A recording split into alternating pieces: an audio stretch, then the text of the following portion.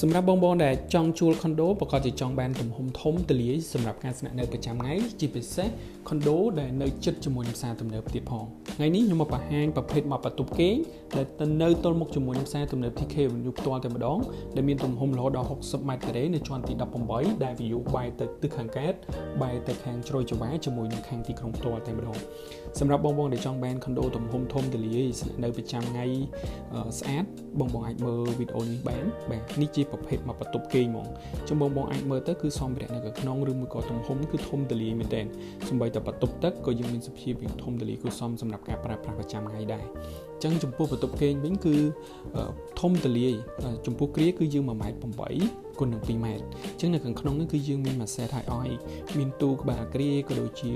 ទូខោអាវគឺយើងមានម៉ាសែតនៅខាងក្នុងដែរអញ្ចឹងសម្រាប់បានកនីរបស់យើងវិញគឺយើងបែរទៅទិសខាងកើតបាទអញ្ចឹងបងអាចមើលបានរហូតដល់180ដឺក្រេអញ្ចឹងយើង view គឺបែរទៅជាមួយនឹងផ្សារទំនើប TK Avenue ផ្ទាល់តែម្ដងគឺយើងនៅទល់មុខ